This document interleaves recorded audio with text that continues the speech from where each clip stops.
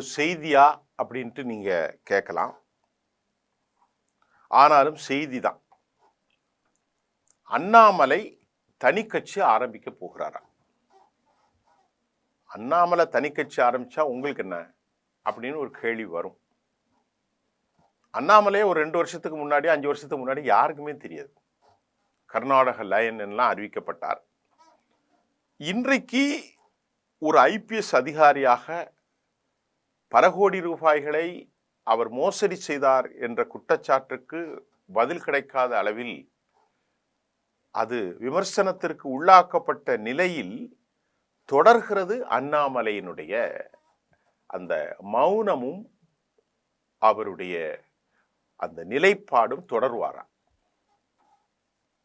இதுல முக்கியமாக தமிழ்நாட்டில் இருக்கக்கூடிய மிக முக்கியமான தலைவர்கள் பல யூடியூபர்ஸ்ல பேசுறாங்க.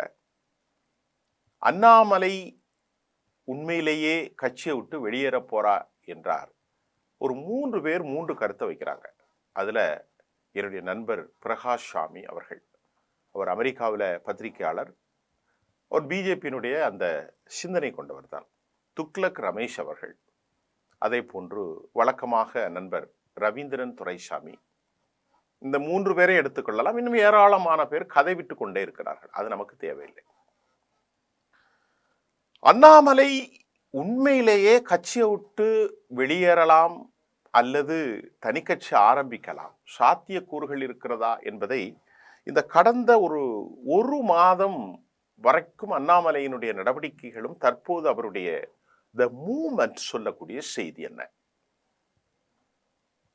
மிக விரைவில் இந்திய வரலாற்றில் தமிழ்நாட்டில் எது அடையாளமும் இல்லாத அந்த தம்பி பெரிய இடத்தை பிடித்திருக்கிறார். அவருக்கு வயசு 39 தான். அதற்கு காரணம் அவரிடத்துல பல குவாலிட்டி இருந்தது. ஒன்று ஐபிஎஸ் அதிகாரி, இன்னொன்று கவுண்டர் சமூகத்தினுடைய சாதி பெரும்பான்மை, மூன்றாவது நன்கு பேசக்கூடிய ஆற்றல், ஆங்கிலமும் தமிழும் நல்ல அழகா பேசுவார், நான்காவது அனைவரையும் மட்டம் தட்டுகிற ஆற்றல். இதை நான் சொல்லல, பிஜேபி தான் சொல்லுது.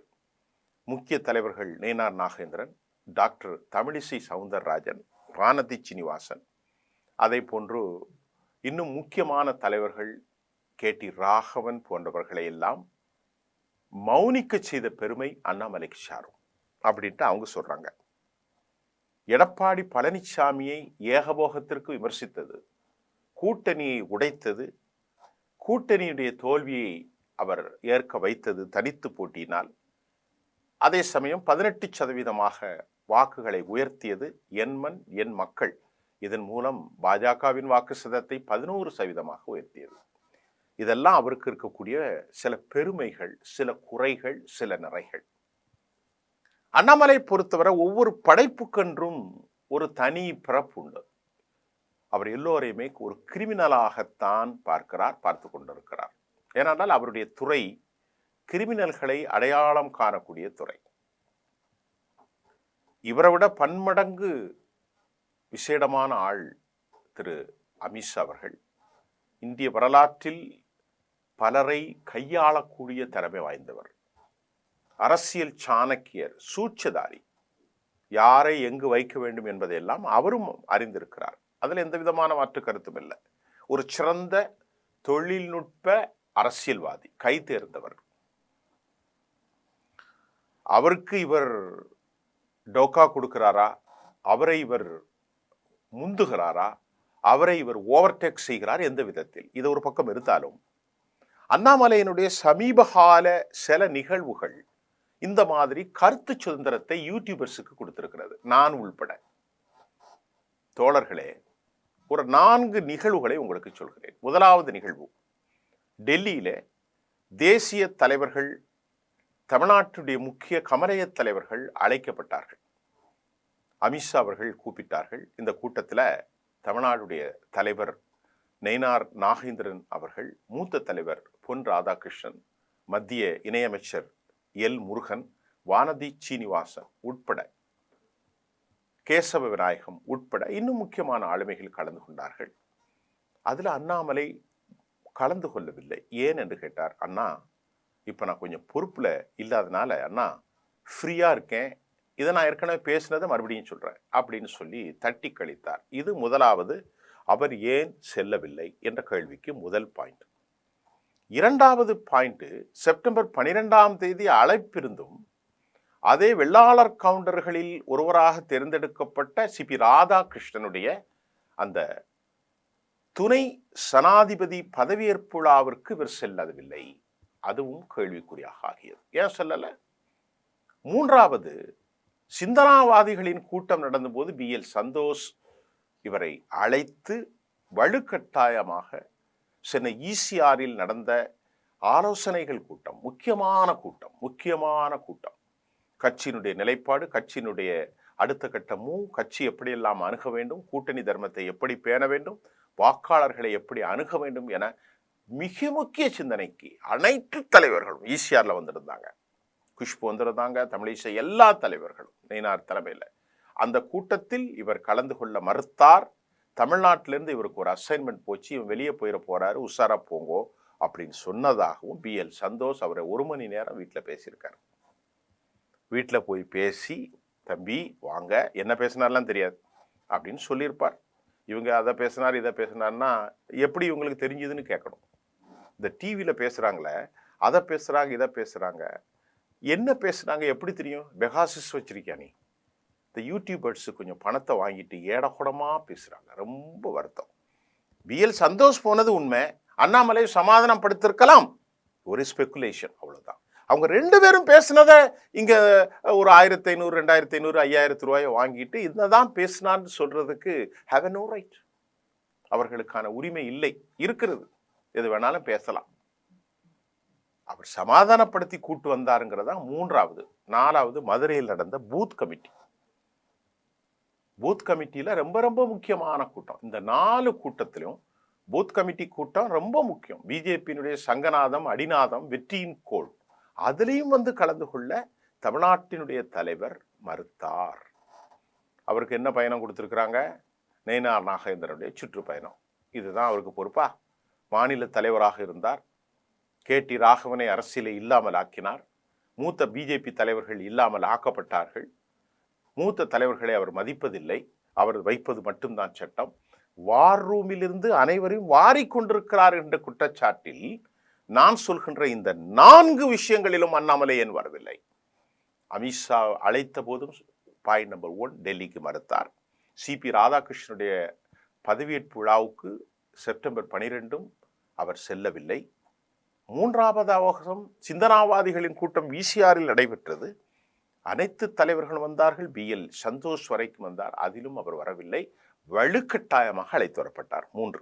4வது பூத் கமிட்டி கூட்டம், இதுவும் வரல. சொன்ன காரணம், எனக்கு தனியாக கொஞ்சம் ஃப்ரீயா இருக்கேன்னா, தனியாக வேலை இருக்கு, இப்போ பதவி இல்லைனால பிள்ளைகளோடு பெண்டாட்டியோடு அதிக காலம் செலவு பண்ண போகிறேன், இதுதான் அவர் சொன்னது.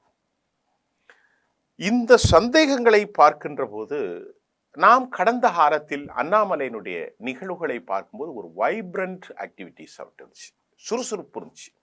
அதற்கான பொறுப்பு அவர்களிடத்தில் இருந்தது. ஆனால் தற்போது அவர் முனை மழுங்கி போன கத்தியாக இருக்கிறார். அது ஷார்ப்பா இருந்தா தான் நல்லா இருக்கும். அதை நீ சாண கொடுக்கணும், உரு ஏத்தணும் அப்படின்னு வச்சுக்கலாம். ஆனாலும் அது எந்த அளவிற்கு அது இனி அந்த இயற்கை நிலையிலிருந்து வரும் என்பது தெரியவில்லை. இதற்கிடையில் அவர் தனி கட்சி ஆரம்பிப்பார் என்று சொல்லப்படுகிறது. தனி கட்சி ஆரம்பிப்பதெல்லாம் சாதாரண வேலை இல்லையா? அந்த அளவுக்கு பணம் செலவு செய்ய வேண்டும். அண்ணாமலை அதற்கு தயாராக இருக்கிறாரா? அண்ணாமலை டிடிவி தினகரன் அவர்களை சந்தித்தார். அவர்களுக்குள் நல்ல ஒரு நட்பு உண்டு. டிடிவிக்கும் அவர்களுக்குள் நல்ல நட்பு உண்டு. எல்லோருக்கும் நட்பு இருக்கலாம், அது தப்பில்லை. டிடிவி அவர்களை இவர் சந்தித்த உடனே தனி கட்சி என்று யூகமாக இவர்கள் கிளப்பி விடுகிறார்கள். அதிலும் உண்மை இல்லை, தெரியாது. ரஜினிகாந்த் ஐயா அவர்களை சந்தித்தார். ரஜினிகாந்த் தான் உடனடியாக டெல்லிக்கு போன் பண்ணி BL சந்தோஷ் கிட்ட பேசினார், அல்லது கர்நாடகாவில் கன்னடத்திலே மாத்தாடினார், வந்து பாருப்பா அவன் தனி கட்சி போறான்னு அப்படியும் கிளப்பி விடப்பட்டிருக்கிறது. அதை பற்றியான ஆதாரமும் என்கிடத்தில் இல்லை. ஆனால் இந்த செய்தியின் கரு நுணுக்கம் ஒன்று உண்டு. அண்ணாமலைக்கு பெரும் மனக்குறைவு இருக்கிறது. அண்ணாமலை ஏதோ ஒரு முடிவில் இருக்கிறார், அது தெரிகிறது. அது தனி கட்சி முடிவா அல்லது அரசியல் விட்டு வெளியேறப் போகிறாரா, அதெல்லாம் எங்களுக்கு தெரியாது. அண்ணாமலை மனம் குமுறி கொண்டிருக்கிறார். அவர் மட்டுப்படுத்தப்பட்ட அதிகாரத்தில் அவர் ஏதோ ஒரு சக்தி அவரை அழுத்தியதாக, அல்லது ஏதோ ஒரு சுண்டு விரல் அவரை இப்படித்தான் நில்லு அப்படின்னு ஆர்டர் போடுவதாக அவர் உணர்கிறார். ஆனால் அவர் இயற்கையான அந்த உபாதைகள், அவருடைய சீற்றம், அவருடைய இயற்கை படைப்பின் தன்மை அதற்கு மறுக்கிறது. அவரை பணிய வைப்பதற்கு மத்திய அரசு பல முயற்சிகளை நீ எடுக்கலாம், அப்படி அவர் திமிரினால். ஆனால் காலம்தான் அதற்கு பதில் சொல்லும். இதுதான் இன்னைக்கு அண்ணாமலையை பற்றிய செய்தி. சும்மா அவர் அதை பேசினார் இதை பேசினார்னு எந்த கருத்தும் எங்களிடத்தில் இல்லை.